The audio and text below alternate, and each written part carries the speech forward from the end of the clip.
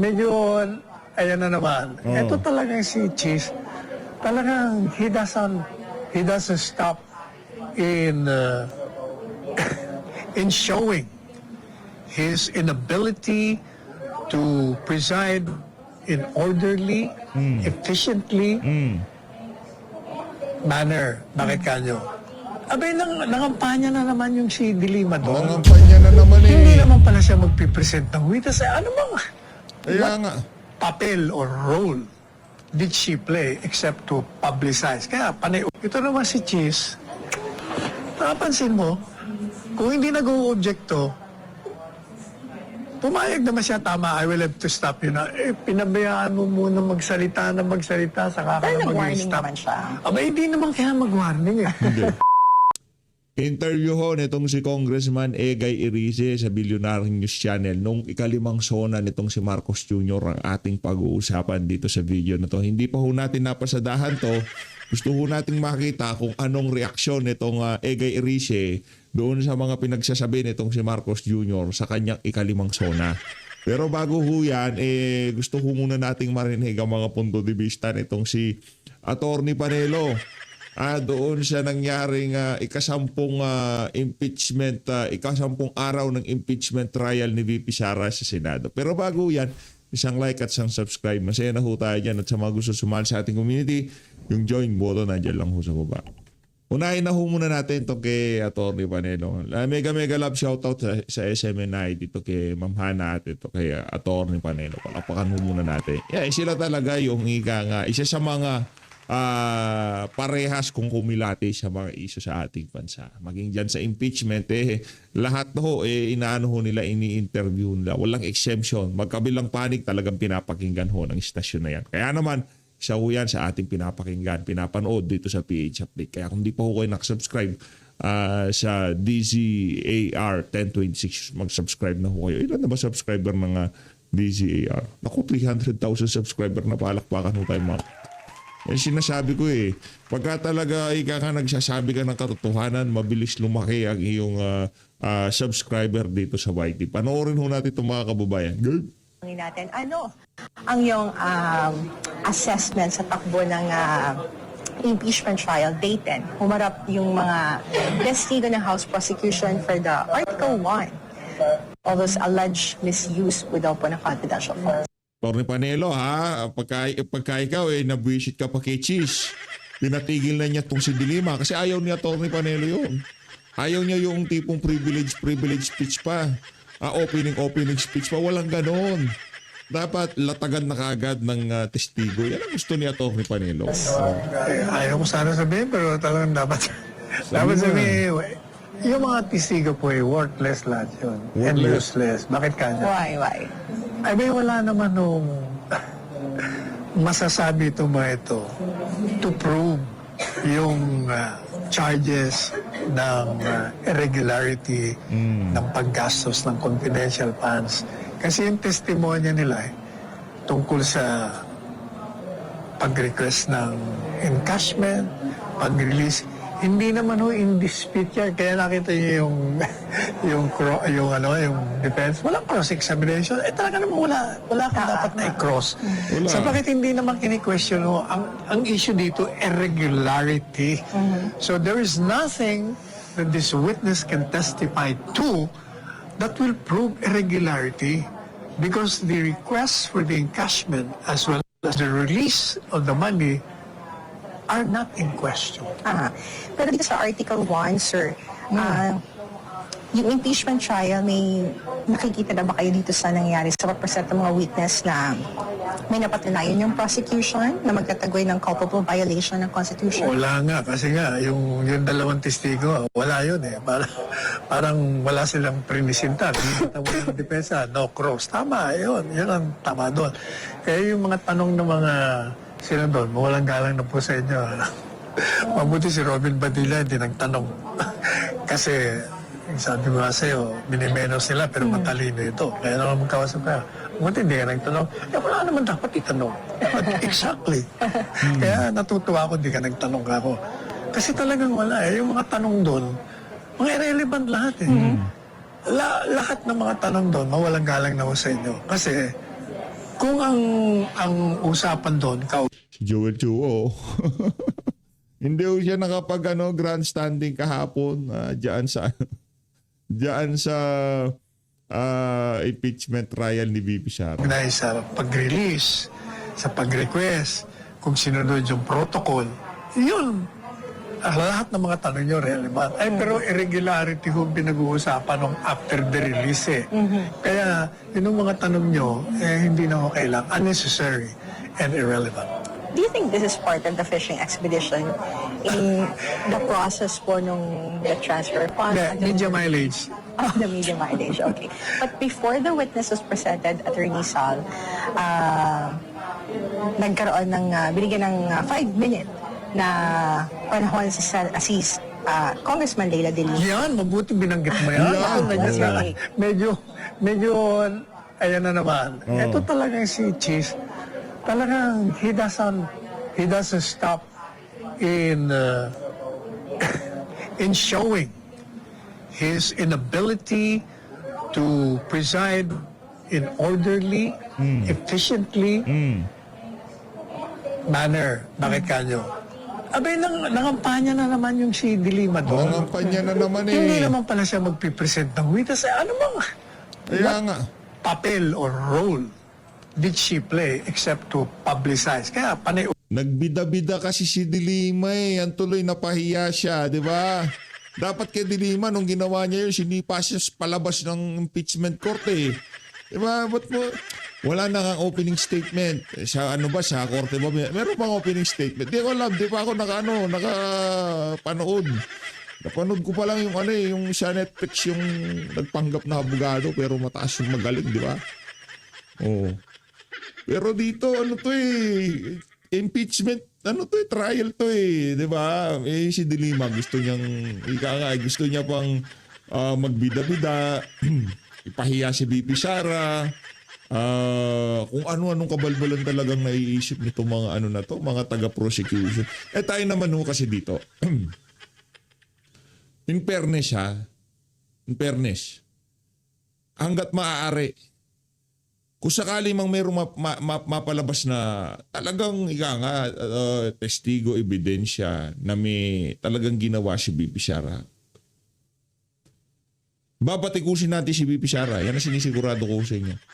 Halimbawa, doon sa grave threat, nailabas nila yung di umanong binayaran ni VP Sara para isagawa yung kanyang sinabi. Di ba batikusin natin si VP Sara? Ba't mo naman ginawa yan, VP? Masama yan. Pagbabantayan. Pero hanggat po, iyon nga kondisyon natin dito sa PH Update. Sususugan ko ang prosecution. Kung sakaling maipalabas nila yung di umanong binayaran ni VP Sara. Okay? Yan. Maliwanag yan. Hindi tayo magpapakabayas dito. Pero hanggang yun conditional, hindi naman ho tayo pwedeng bumanat kay VP Sara dito. Gayong alam naman natin conditional pag may nangyari sa akin. Maliwanag yun, conditional. Ngayon, habang conditional yan, basurang articles of impeachment yan. Ngayon, kung sakaling meron silang mailatag dyan, doon tayo. Ika nga, palakpakan natin ang prosecution dyan dahil talagang nagsiliksik, nalaman nila at natagpuan nila kung sino man yung binayaran na yan, Sara. Pero ngayon, wala pa silang napapatunayan.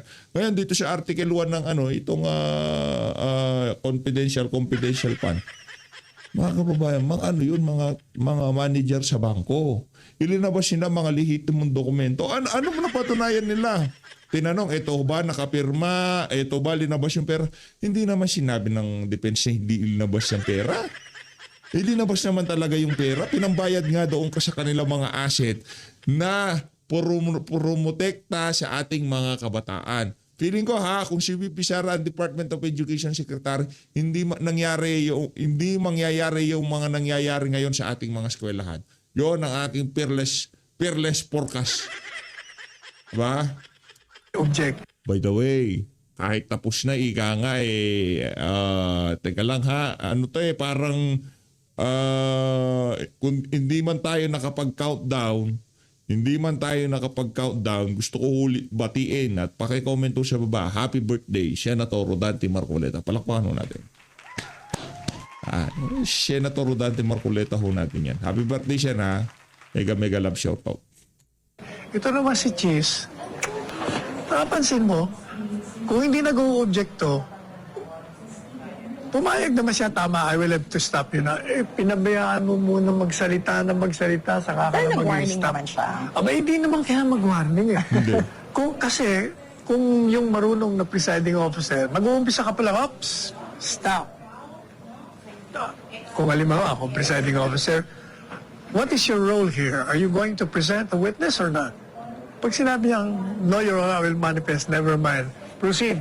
Prosecutor, present your witness. Ganun lang yun. Okay.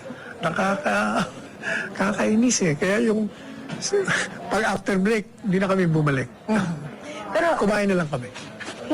Pero attorney, kasi from the first until the second witness, narinig natin yung term na suspicious, unusual, illegal. Pero sa kabila nun, both the witness, narinig naman sila na hindi naman illegal yung transactions. Talaga namang hindi eh. Yes. So, Kasi, bakit magiging illegal? Merong request. Tumawag naman yung mga opisina. Tapos yung cheque na mayroon naman pay. Kaya yung mga tanong na yung mga irrelevant lahat yun. Sinasabi lang naman doon, under the law, pag covered at suspicious, nire-report. Talaga yung 500,000 nga eh. Nire-report mo na pag more than 500,000. Yun namang suspicious. Kung nagduda talaga yung bangko na baka hindi ito totoo kahit na 1 million lang yun. Oh, sir, meron ditong kaduda-duda. Hindi, kumbaga, ordinary po yan. Hindi na mahalaga yung mga suspicious, usual, unusual. Ang unusual, yung tanong kayo ng tanong doon na hindi naman kailangan. pero dito sa second witness, kasi meron siyang experience with other government agency, hindi lang sa Department of Education. And when she was asked is this the first time na ganito kalaking amount? Sabi niya, and may mga government agency din ba na nag-withdraw din ng malaking amount na experience mo? Wherein, sinabi niya na experience din naman niya kasi sa ibang branch yun na ibang government agency din na nakapag-encash yun ng malaking pera. Although hindi niya na sinabi for privacy nga. Which is transaction sa bangko ng mga government agency, hindi unusual na magpa-encash yun ng malaking amount. Talaga namang hindi unusual yun. Kaya ngayon, hindi ko maintindihan ng talong. Tapos tatanungin nila, hindi ka ba nagduda? Paano magdududa kung mismo yung processing ng check, they followed, compliant lahat. Ang trabaho mo, Mag-release. i-cash mo. Kasi kompleto naman eh. Yes. So, it's not for them to ask. And then when you raise na si Senator Panfilo Lacson, since issue ng confidential fund ito napansin daw niya both sa defense and sa prosecution, wala daw silang competent na nilista na witness. Since dapat, yun daw ang dapat i-present nila na sinabi naman ni Representative Chua na may reservation siya, pero parang sinabi niya na from the COA, sabi ni Senator Lacson, hindi naman competent ang COA for the confidential funds. What's your take on that, Bob? Abogado na naman siya. ang magdi-decide ng competent action testigo will be the court based on the rule ano yung competent evidence. Now, pagdating naman dun sa confidential funds, ano ba ang gusto niyong maprobahan? Ang tingnan niyo yung batas. Para saan ba yung confidential funds? Confidential funds, talaga para sa mga kalaban ito ng Estado. Kaya nga tinawag na confidential Kasi hindi mo po pwedeng ipakita kung sino ang binibigyan mo ng pera. Kasi pag pinakita mo yan, patay, wala ka nang makukuha ng informant. Papatayin sila pati pamilya nila. Yun ang talaga ang nature ng confidential funds. And sa tingin niyo yung pag-present sa mga witnesses ngayon, foundation witness sila para maipasok yung mga bank records, yung inaasang mas mabibigat na ebidensya? Hindi, para lang ipakita na meron silang mga testigo. Di ba, from the very start, yun ang sinasabi natin, sinasabi na ng defense. Wala nga ngayong kaso Kaya kami, pilit nyo kaming sagutin yung mga mga demanda nyo, ay sinagot na nga namin na wala kayong kaso, wala kayong mga aligasyon, magpapakita na meron kayong basis sa batas. Wala kayong mga ebidensya. Kaya ang ginagawa nyo, pinapakuha nyo lahat yung mga dokumento para kumuha kayo ng ebidensya. Yun nga ang punto ng defense. Kaya sa totoo lang, uulitin ko po, itong impeachment, kasama ito sa plano. Nasiraan si Inday Sara, tanggalin sa pwesto para hindi siya makatakbo. Sapagkat talaga naman pag siya nanalong presidente, maniwala kayo, may problema talaga ang mga nakaupo ngayon. Kasi maraming mali. Balikan ko yung dalawang witness na present ng prosecution. You think yung mga sinabi nila ngayon sa impeachment court makakatulong dun sa direksyon ng prosecution para i-push dun sa Hindi. sa Article 1? Kasi nga hindi naman in-issue yun eh. Okay. Ang issue lang, did you spend regularly funds as intended by the very use of that? Yun lang naman ang tatanungin eh. Di ba, sinagot na po natin yan. Unang-una, hindi mo dapat dinimanda ng irregularidad yung pagkasos ng confidential funds. Bakit? Kasi yung COA decision na sinasabi niya may irregularity, hindi pa ho pinal yun, hindi pa ho natin malaman kung talagang irregular nga yung pamamaraan ng paggastos. Kasi meron pang appeal, meron pang questionable pa. Hanggat hindi ho final yung executory, hindi pa ho pwede dapat i-demanda. Kaya lang, dahil gusto nga nilang siraan ito si BP Sara, ginawa nila. And sir, labanan din ng optics to between the defense and House prosecution. Propaganda. Labanan. Pero more on the propaganda ng prosecution. Ito, okay. Ang depensa, nag-aantay lang sila. Kaya nga sinasabi nila, Sara, ba't namin papupuntahin yun? Hanggang ngayon nga, wala kaming nakikitang ebidensya nyo. At so far, mag-iisang buwan na tayo, wala talaga akong ebidensya. Whether dun sa Article 4 or dito sa Article 1. And ito yung huling trial for this week. Magbabalik tayo next week. What are your expectations sa sinabi nila from the Commission Audit at from the HOR yung ipapresent nila ng witness po? Ano bang inaasahan niyo? Parang SONA. Wala kang aasahan. Maraming salamat. Ayun na nga mga kababayan, punta na ho tayo sa dito kay Congressman Egay Risa. Palakpakan muna natin ito si Ma'am Hana, ito si Atty. Panelo. Napakaganda ng pagsalansan itong si Atty. Panelo. Pinakagusto ko doon yung kay Dilima. Si Dilima kasi bida-bida eh. Di ba? Masyadong bida-bida. O dito tayo kay Kong Egay. And what? Yan, on my future senator, independent. Dadagdagan Kung pa yung, Egay. Sinabi ko, dadagdagan pa yung kulang ang kaalaman sa Senado. sino tinutukoy mo? Sino tinutukoy mo doon na madadagdag ka?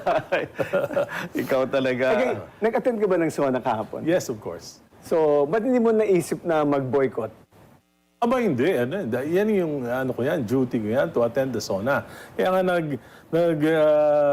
take notes ako, hindi ko pa na itatype nasa pa lang, Kagad scribble kahapon ko. yan? Kahapon yan. Wow. May mga members ba ng House na hindi nag-attend? Parang mayroon din. Meron din, meron Marami din. rin. Marami din. May mga nag-attend. Pero ang isang sabi niyo nga kanina yung political symbolism nung nangyaring, it's the first time in the Philippine history na yung Senate walang quorum.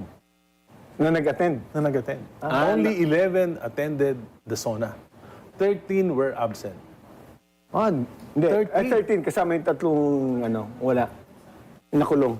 Saka yung majority, tatlong majority from the majority, tatlong nakulong at nagtatago at isa lang sa minority, So, anong symbolism nito? Ang pangako ng Pangulo sa ni Vice President Sara na magkasama sila, unity. Ngayon, meron tayong SONA, State of the Nation Address. Wala yung Vice President, wala yung nasa Europe. 13 senador. So, anong projection ito? Ito naman si Sir, masyadong nagpapahalata yung isang kasama nitong si bakit ba nasa Europe si VP Sara? Tanungin kita, Sir, na nakakaki na Kasi nga, kinidnap yung tatay niya, dinala doon. Pambihira. Nasa Europe eh, nasa Israulo. Ito sa mamamayan, hindi nagkakaisa yung gobyerno ni Hindi yan, Pangulong hindi yan. Marcos. Obvious siya. naman yun. Halata naman yun. Eh, pangako nila yun, unity. Ay, pangako. Alam mo naman. Sinto, nasa Europe eh, hindi mo alam pa nasa Europe siya. Alam mo naman yung mga Oh, yan oh. Tandaan nyo mukha pag nasa lubong nyo, kumustahin nyo kung okay lang siya. Wala daw si VP Sara nasa Europe eh. Kahit nasa Pilipinas yun, hindi pupunta sa zona. Pambira ka naman kuyang, parang di mo naman alam ang ginawa kay VP Sara. Ay kay dating Pangulong Rodrigo Duterte. Si VP Sara ini-impeach ngayon, expect mo pupunta siya sa zona. Si Raulo ka ba? pangako, di ba? Kaya sa umpisa pa lang, Sinto. may pangako na hindi natupad ng Pangulo. Correct. Ayun. Ay, wala nga ang Vice President, nasa Europe Oh, na. pinilit pa talaga yung namalitahan ka ba kuya? Hindi, yung maleta binigay sa kanya, yung pang-travel. Tatanong lang tayo. Presidente, pupunta kayo ng Davao. And the 13 senators. Oh, yan oh. Namalitahan ka ba? Tatanong ako ha. Hindi ko sinasabi namalitahan ka. Namalitahan ka ba? Kung host ka na at partisan ka, huwag ka magpahalata kagaya ng isang kasama mo, dilawan yan. Huwag ka na masyado magpakabibo. Di ba? Kung ikaw host na at hindi ka nila kilala bilang partisan, sundutin mo, pasagutin mo na lang yung yung tinatanong mo. Hindi huwag magpahalata. Ang problema ko kasi, di naman kagaya sa atin, tayo nagbablog, alam nila na DDS tayo. Duterte diehard supporter tayo. Ikaw, host ka ng isang network, di ba? Hanggat maaari magpakagitna ka, kunwari. Ngayong araw, ngayong umaga, pupunta ng Davao si Pangulong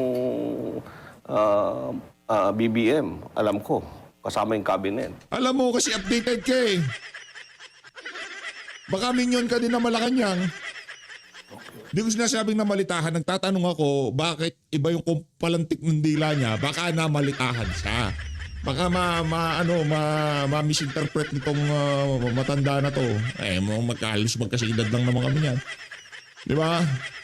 So, ito, Ang pangit kasi sa dila nasa Europe eh. Hindi ba alam kung bakit siya nasa Europe? Doon tayo nababaduyan, doon tayo nakokornihan. Ba't nasa Europe si VP Sara? Bakit nga siya nandoon?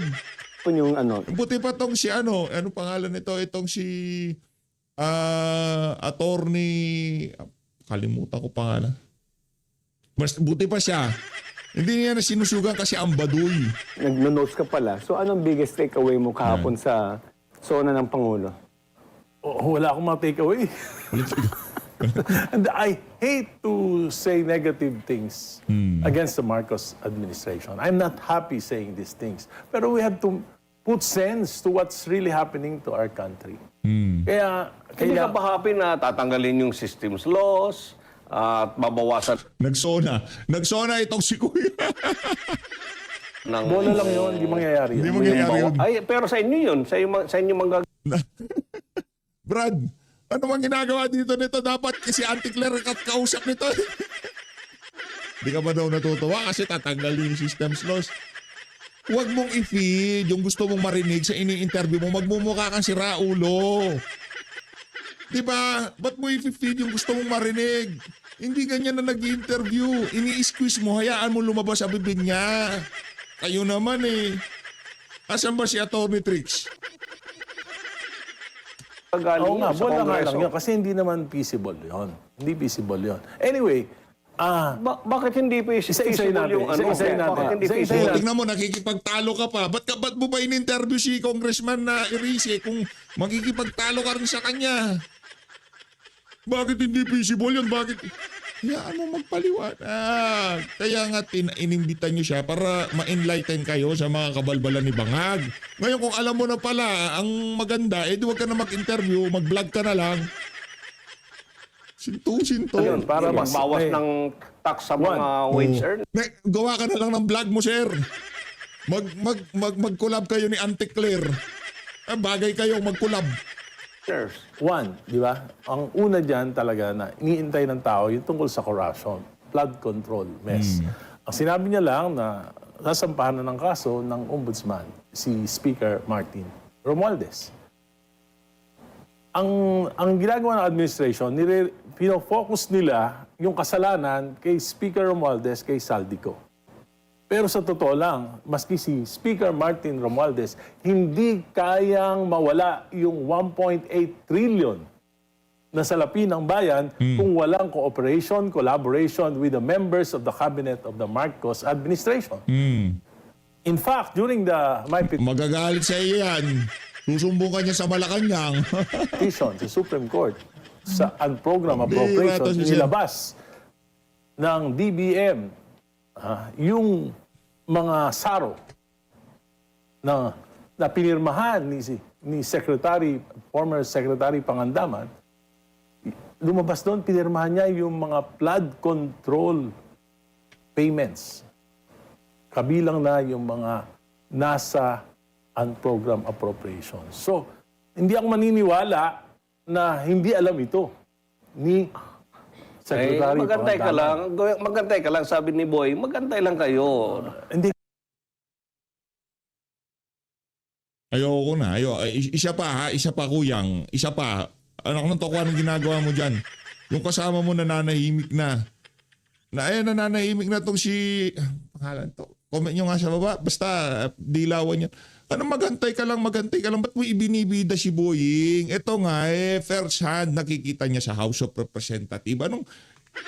Isang taon na naghihintay eh. Ayoko na. Isang taon na naghihintay, yung mga maliliit na engineer, 3, nakakulong. So palpalin mo. sabi niya, Pero yung mga utak nitong nakawa na ito, Sabi niya, ito sinasabi na nga, realidad na nangyayari sa ating bansa. Di ba? Ano sabi niya? Maghintay ka lang, malapit na.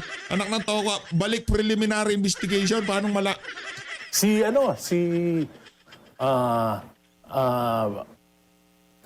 pangalan nito, nawala tuloy si Saldico. Ang ingay kasi nitong si Sir eh. Hindi lang si Saldico. Sino? Sino? Si Bernardo. Bernardo, si Bernardo, including the engineer. Si Alcantara. Alcantara. Nasa bahay nila nagpapasarap. Samantalang yung mga tao nila na inutusan lang Sila nila. Bryce. Inutusan nila yung mga engineers na mabababa, nakakulong. Nag-state to a witness para Paano mag-state witness? Sila yung mga kapural. Sila yung mga masterminds. Sinto hatatong si Sir. Ba't mo pinagtatanggol nag-state witness Ba't mo... Brad naman, host ka dyan. Nasisira Billionaire News Channel sa'yo. Hindi ganyan mag-host.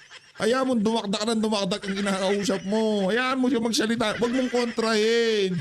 Pero kung meron kang puntos na talagang kontrahin mo. Pero kung facts naman sinasabi niya, hayaan mo. Nakakulong ba si Bernardo, si ganito? Hindi naman. Hindi mangyayari ito kung wala sila. Pero alam naman natin, di ba, Yeah, na yeah. si Saldico, Ganyan sumalan siya, Sir. Makinig ka ha. Hindi yung parang nagmumukha kang kachokarat ni Auntie Claire dyan sa... siya, parang inamin na niya, di ba, meron siyang video at dinadawit niya yata si Speaker Martin. So alam Hindi na lang, ng tao. pati si Presidente, dinadawit niya eh. Pero yung punto doon is, pero ang kausap kasi talaga ni Saldico, si Martin, di ba? Sila yung magkasama dito. Well, kaya nga, sinabi yan, nakita naman natin yung video, kung paniniwalaan natin yung video, involved si Presidente. Kaya lang, nga, wala dito si Saldico. Pero, meron pang isa. Sinabi ni Senator Lacson na may 8 billion na binigay si Engineer Bernardo sa mga bersamin. O ba't hindi inimbestigahan ng Pangulo? titingnan natin yan. Sa ombudsman na yan, ang tingin ko. Ombudsman na yan. Sa amin ng Pangulo, imbestigahan ng ICI para malaman ang punot dulo. Sinabi niya, ito ang sinabi niya eksakto. Tapos na yung ICA. Hindi, sinabi niya kahapon, malawakan at malalimang investigasyon ang kanilang ginawa. Ni walang report yung ICI. Wala bang binigay sa Walang ombudsman? report. Alam Walang ko, report. turnover sila sa Pero ombudsman. yung mga mamamayan, kaya niya independent. Sir, punta ka sa Malacanang. Huwag ka dapat sa Billionaire News Channel. Ito, kasama mong host na papaganito. Anong klaseng host itong katandem ko na to? Sinto ba to? Kung gusto mo palang ipagtanggol si Marcos Jr., punta ka ng Malacanang. Tabihan mo si Auntie Claire doon. Independent Commission para malaman ng mga mamamayan, maging transparent sa mga mamamayang Pilipino Bangag na na nangyari bangag ang dito. datingan no? Dapat may report. Wala eh. Alam ko may report mas sila. importante sa prosecution kaysa sa prosecution ng mga nagkasala dito ay kung ano yung nangyari na kalokohan na ito upang maiwasan na. Pero walang report hanggang umalis na si Secretary Babe Singso, hanggang umalis na si Mrs. Babae. Fajardo. Wala silang report. Pumirma ba sila sa mga findings nila? Hindi natin alam kung pumirma. Hindi natin alam kung may Hindi report. natin alam. Pero ang alam ko lang, may sinunod sinabit- to, may Turn sinabit sila ng over mga reports. nung naiwan. Pero, bakit pa nagkaroon ng komisyon kung wala Pero man lang ang report? sa akin naman dyan, Egay, Ay, yung sa'yo, punta ka ng Malacanang. Punta mo si Auntie Claire, mag-banding kayo. Kaya ka. I think yung ombudsman gumagalaw. No? Hindi pwedeng I don't think doon na so. lang tayo lagi Si nakafocus dyan. Ombudsman Remulla, I think he was appointed by the President to protect the President. Aray mo. Hindi Kasi naman siguro. ang nangyayari, mabilis yung mga kalaban ng Presidente, mabilis na kukulong. Pero yung mga tunay na nagmanipula, Ganyan ang propaganda. Ganyan pagka ano. Diba? Ganyan ang propaganda. Kagaya ng ginagawa na yan itong si Sher. Ganyan ang propaganda. Ganyan yung pagpupropaganda sa gobyerno. Yung ginagawa niya, hindi ni Egaya, nitong si ano, nitong nag-i-interview sa kanya, hindi mo dapat sinasabi yung mga sinasabi mo na yan. Hindi naman siguro. Ba't mo pinagtatanggol? As much as possible, host ka, gitna ka. Unless na lang may setup kayo na, o ikaw, isang host pro, isang host anti. Ganon yun. Pero nag-kwentuhan yan. Hindi. itong Wala kayo budget, dyan? ang infrastructure, nasa labas. Kaya pala, ang Bakit dami kong ganon? naririnig dito sa interview na to. Panoorin mo yung isang host, parang sinto-sinto, sabing gano'n. Di ba? Ba't mo pa tatanungin kung ayaw mo rin palang paniwalaan? Eh, ikaw na lang mag-host, ikaw na lang ang mag-guest.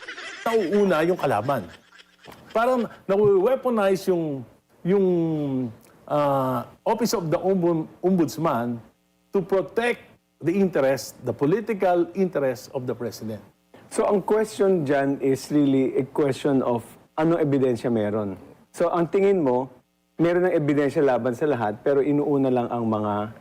Hindi hinahanap yung ebidensya. Kung sino lang yung gusto nilang hanapan ng ebidensya, hanapan nila. Pero yung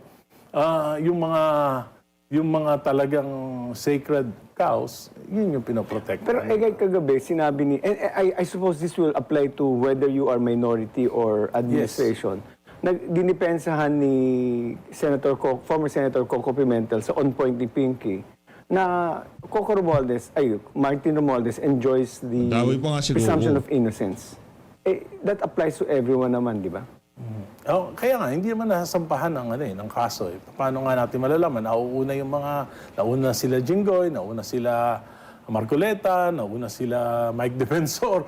Basta yung mga kalaban ang nauuna, si Gong Revilla. Kung titingnan mo yung kay Senator Marcoleta, mismo siya ang nagsabi kasi yun ebidensya. Iba yun, Yung kay iba. Jinggoy, Iba yun. Di ba yun? Huwag ka nang sumuntot pagka ganon. Magtutunog partisan ka lang, Brad. Ngayon pa lang ba nag-gusto? Ano ba trabaho datin to? Congressman ba to? Meron bang background sa ano to? Sa PR? Wala sigurong background sa... Wala naman tayong background sa PR. Pero natututo tayo sa mga may background sa PR.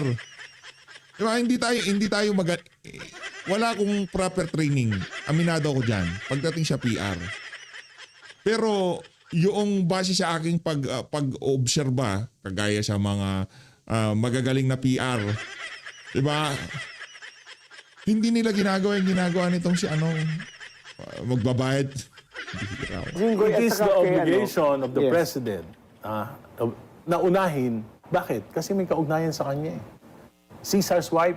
Di So ba? finally, nagsalita na siya tungkol kay Speaker Romualdez. After 1 year. Dati natin, naalala mo ito, matagal na natin itong pinag-uusapan na dapat ma-mention si Speaker Martin. Na-mention na. So, hindi ka pa rin masaya. Kasi hindi ako naniniwala na makukulong. Tingnan natin. Hindi ako naniniwala. Ako naman, Bakit? Sabi ni Speaker Martin, I will not go down alone. Pero nagbago na siya eh. Pero paano yung reaction mo? Hoping na hindi tutuluyan.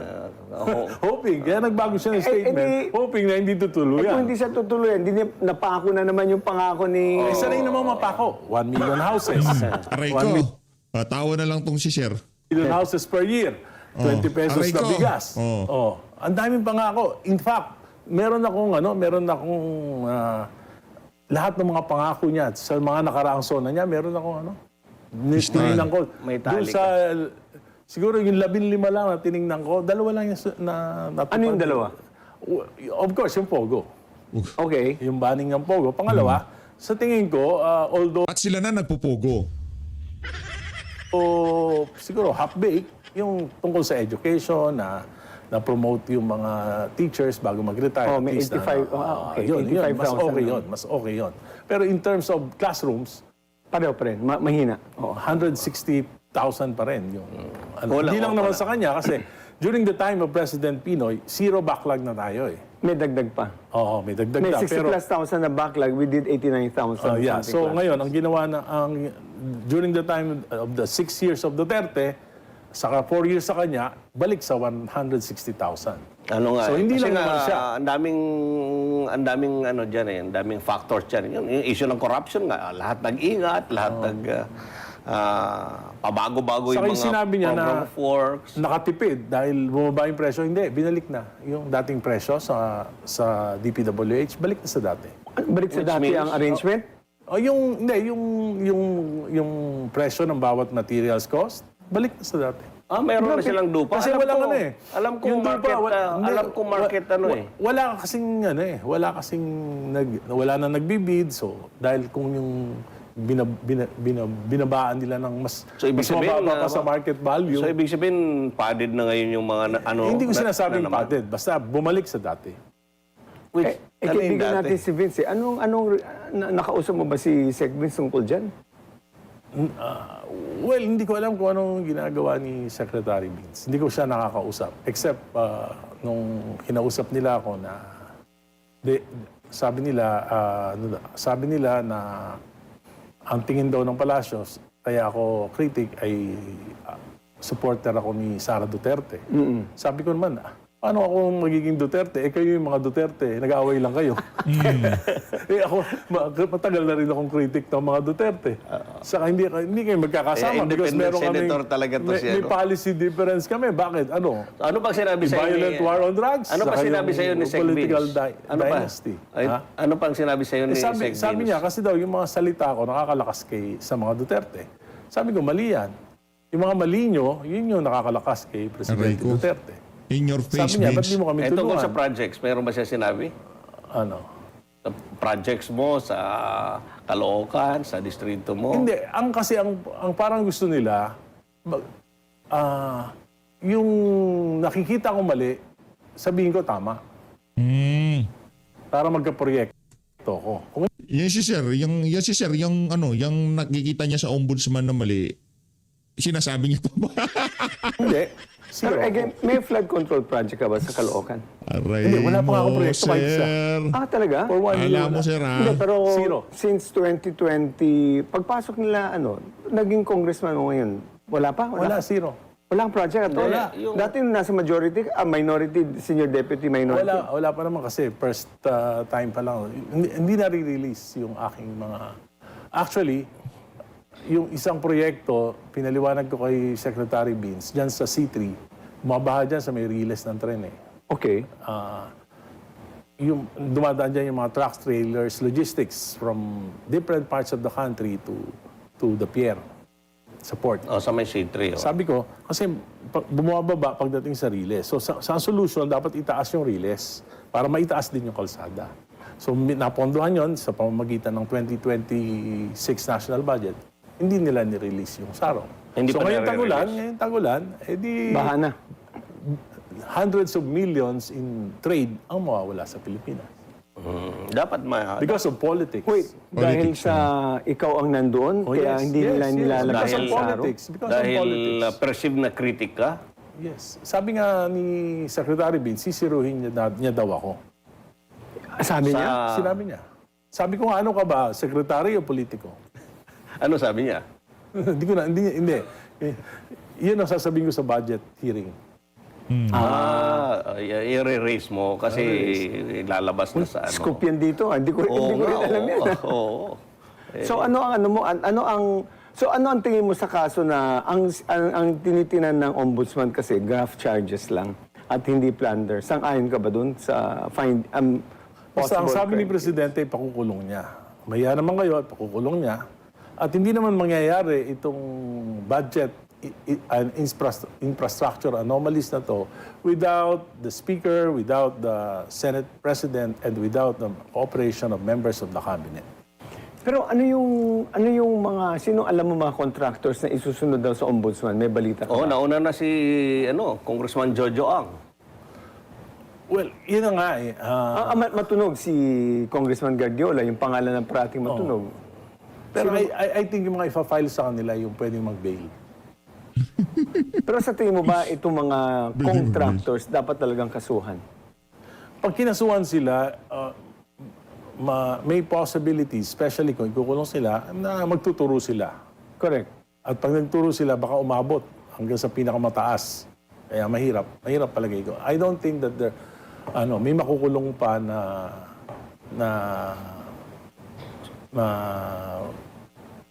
mga kakampi ng Pangulo. Ang gusto mo mangyari sa mga contractors, makulong or sampahan ng kaso, iba yun. Kasi pag sinampahan mo at hindi plunder, labas. Ang gusto mo ba kulong talaga? Plunder. Hindi naman. Depende nga sa ebidensya. Oo. Depende sa ebidensya. Pero ang problema nga, tingin ko, hindi naman talaga na-iimbestigahan ng maayos. Ayan ang pakiwari mo sa Kaya nga ombudsman. yung Independent People's Commission na pinangako ng Pangulo na isang priority legislation ay hindi niya tinupad. Nasa inyo yan, nasa Congress yun eh. Pinasa namin, pero siyempre... Nasaan ngayon? Nasa Senate. Pero yung Pangulo, kung sabi niya, ipasa niyo yan. Mismo si Senator Soto, sinabi niya, siya ang author nun eh. Bigla na lang na anong naimik status eh. ngayon? Anong Bigla na status lang, ngayon? wala na, napasa sa committee, pero Nasa hindi committee? na. Pero if I recall, Na-archive na. maraming mga consultant pinatawag sa I don't know if it's Congress or Senado. Kasama sa kaibigan natin si Frank. Sabi ni Frank, redundant na yan eh. Dapat ilagay mo na lang sa ombudsman. If I remember it correctly. Yung ICC. Oh, ang problema kasi sa pagdating sa ombudsman, wala nang transparency. Wala nang What do you mean? transparency. Mahirap Of naman course. siguro yun. Kasi, Wala nang transparency, especially na yung ombudsman natin was alam naman natin na cabinet secretary ni Dati. BBM dati, tapos siya nilagay doon. So, sa tingin ko walang pero transparency. wala tayong magagawa dyan. Wala Dahil naman lahat ng tayong ombudsman, magagawa. presidential appointees eh. Pero Egay, tanong natin, yung mga economic gains na sinabi ni Pangulo Marcos, ano doon ang nararamdaman ng...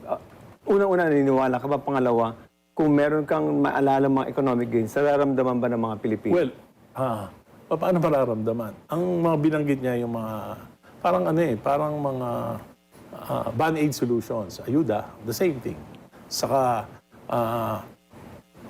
yung mga micro yung mga binanggit niya, mga piecemeal na mga accomplishments like 6,000 na-employ out of the millions of unemployed, di ba? So, Pero sandali, yung mga tax amnesty, yung Oo. maganda yung mga yan. Oo, Estate ang daming- tax, yung ano? tax amnesty, okay na yun, 350,000 Yung pesos.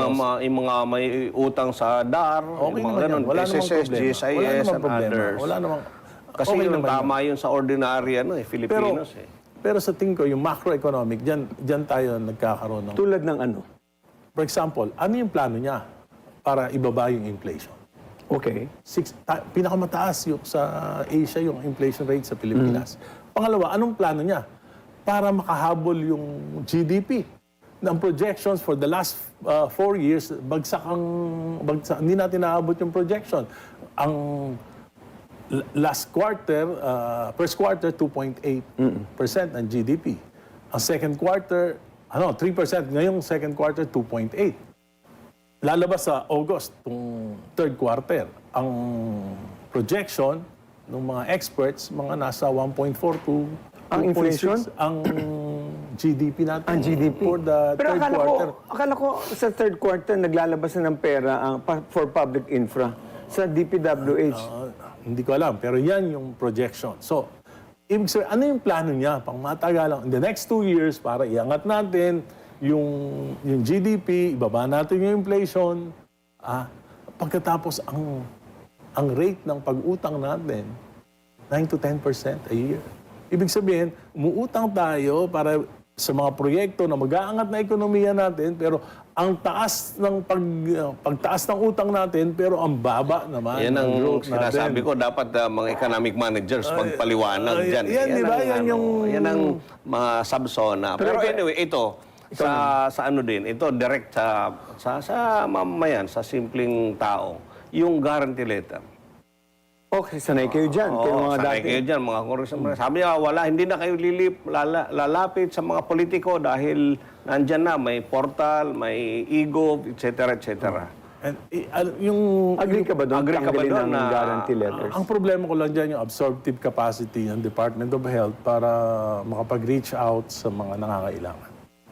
So, sa'yo, parang mahalaga pa rin ang guarantee letters. Mahalaga pa. So, ayaw mong tanggalin kasi kayo ang lumalapit ng taong bayan sa mga kanilang mga kinatawan.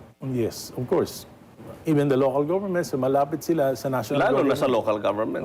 Sa national government, tingin ko walang absorptive capacity Ang DOH. ang DOH para maserbisyohan lahat ng mga So dapat i-farm out sa tama. Okay. sa Ayun na nga mga kababayan, dito na natatapusin. Sobrang idol na ako nito kung sino man tong sir na to. No? Idol ako na. Ito yung nakita nating malupit talaga mag-interview. Maraming salamat. Mag-ingat po kayo lahat. Pambira ka sir. Oh.